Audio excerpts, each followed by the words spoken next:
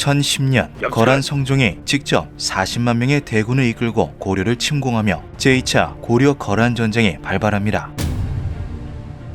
압록강을 건넌 거란군은 보급로를 확보하기 위해 제일 먼저 고려의 최전방 요새 흥화진을 공격했는데요. 놀랍게도 당시 흥화진을 지키고 있던 명장 양규와 3,000명의 고려군은 거란군의 맹렬한 공성을 버텨내는데 성공했죠. 7일 밤낮 동안 수많은 희생을 냈음에도 성을 함락하지 못한 거란은 병력 20만을 근처 무로도에 남긴 후 나머지 병력을 이끌고 남아있습니다.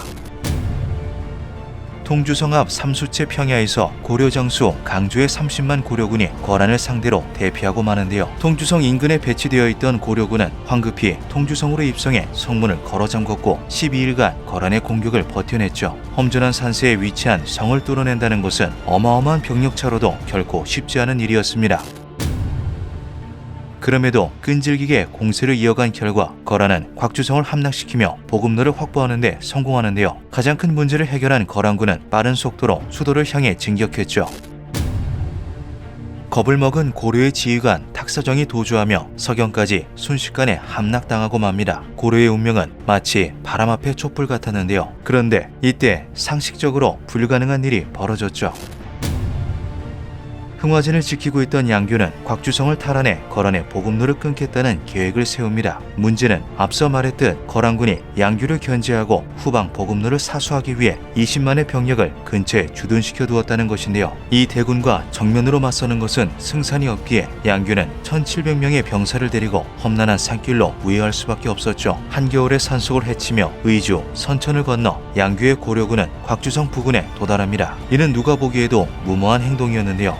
성을 점령하기 위해서는 수비군의 수배에서 10배 이상의 병력이 필수적으로 요구되며 상상 이상의 커다란 희생을 감수해야만 하죠. 거란군이 수십만의 대군을 이끌고도 흥화진을 함락하지 못한 것도 이런 이유에서였습니다. 하물며 한겨울에 정신없이 산속을 행군한 1,700명의 병사가 6,000명의 거란군이 주둔 중인 곽주성을 함락시킬 수 있을 리 만무했는데요. 양규의 선택은 그야말로 만영이나 다름이 없었죠. 그런데 역사는 세간의 상식을 정면으로 부정하는 결과를 기록하고 있습니다. 양규가 흥화진으로부터 병사 700여 명을 거느리고 통주에 이르러 병사 1,000명을 수습하였다. 곽주로 들어가 거란의 남은 병사들을 공격하여 모두 목을 베고 성 안의 남녀 7,000여 명을 통주로 피신시켰다. 놀랍게도 고작 1,700명의 병력이 곽주성을 함락시키는 완승을 거둔 것인데요. 심지어 이것은 단 하룻밤 사이에 벌어진 일이었죠. 두 눈을 의심케 하는 이 미스터리한 승리에 대한 기록은 이것이 전부입니다. 때문에 어떻게 양규가 이 무모한 작전을 성공시켰는지에 대한 의문은 지금까지도 풀리지 않고 있는데요. 설사 양규가 항우와 같은 만인 지적의 무력을 소유했다 하더라도 적은 병력으로 곽주성을 하룻밤 만에 탈환하는 것은 불가능에 가깝기 때문이죠. 그런데 고려사에는 해당 시기에 어딘가 기묘한 기록이 남아있습니다. 큰 유성이 곽주에 떨어졌다. 고려사 천문 기록편, 고려사 현종 관련 기록편, 총 2차례나 등장하는 이 기록은 비현실적인 가설을 하나 제기하게 만들었는데요. 바로 거란군이 주둔 중이던 곽주성에 유성이 떨어져 어마어마한 피해를 입혔다는 가설이었죠. 놀라운 점은 이 가설에 나름 그럴듯한 근거들이 여럿 존재한다는 사실입니다. 먼저 고려사의 천문 기록은 비교적 정확하다는 점인데요. 당시 높은 수준의 천문학을 보유 중이었던 우리의 조상들은 다양한 천체 활동을 기록했죠. 삼국사기에 기록된 66개의 일식 기록 중 53개가 실제 있었던 일식으로 판명되었으며 고구려, 신라, 백제가 각기 다르게 기록한 일식의 위치를 토대로 해당 국가들의 위치를 계산할 수 있을 정도로 그 기록 역시 자세합니다. 천문학은 고려시대에 더욱더 발전했는데요. 객성이 동벽성 남쪽에 나타나 크기가 모가만하였다. 고려사에는 1073년경 하늘에 갑자기 커다란 신성이 빛났던 일이 기록되어 있죠. 이는 지금까지도 흔적이 남아있어 폭발 시기를 역산 가능한 물병 자리에 아르아쿠아리가 폭발했던 당시 기록된 것으로 추측된다고 합니다. 또한 역사는 승리한 자의 이야기다라는 말이 있듯이 후대의 위정자에 의해 변질되거나 왜곡되기 쉬운 역사서와 달리 천문 기록의 경우 후대에 수정할 이유가 없어 그 보존율이 높은데요. 이는 고려사에 기록된 유성 추락이 실제 실제로 발생했을 가능성이 큼을 시사하죠. 한편 일각에서는 유성이 떨어졌다는 단지 은유적인 표현에 불과하다는 주장이 제기되기도 합니다. 그러나 곽주에서의 기록은 여타 은유적인 표현들과 확연히 다른 형태를 하고 있으며 천문 기록편에 은유적인 표현이 등장한다는 것은 그리 설득력이 높지 않은데요. 유성 가설에 더욱 설득력을 부여하는 것은 고려와 거란의 이후 행적이죠. 이상하게도 곽주성을 탈환한 양규는 백성들을 통주로 이동시킨 후 그대로 떠나버립니다. 곽주성은 약 200년 후 몽골과의 전쟁에서도 요긴하게 쓰였을 정도의 중요한 성인데요. 이러한 요충지에 제주둔을 포기한다는 양규의 결정은 상식적으로 납득이 되지 않죠. 또한 양규의 곽주성 탈환으로 인해 보급이 끊겼던 거란군의 행적 역시 이상합니다. 앞서 말했다시피 양규는 곽주성을 버리고 떠났기 때문에 거란군은 근처에 20만 대군을 동원해 무주공산인 곽주성을 재점령하여 보급을 부활시키는 게 가능한 상황이었는데요. 그러나 어떠한 이유에서인지 거란군은 보급기지를 재건하는데 실패했죠. 그 결과 거란군은 고려를 정복하겠다는 목표를 달성하지 못하고 한반도에서 물러나게 되었습니다. 만약 유성이 곽주성을 다시 사용할 수 없을 정도로 막대한 피해를 입혔다면 이 모든 의문이 해소되는데요. 첼리아빈스크 유성우 사건 당시 충격파만으로 어마어마한 피해가 발생했다는 것을 생각하면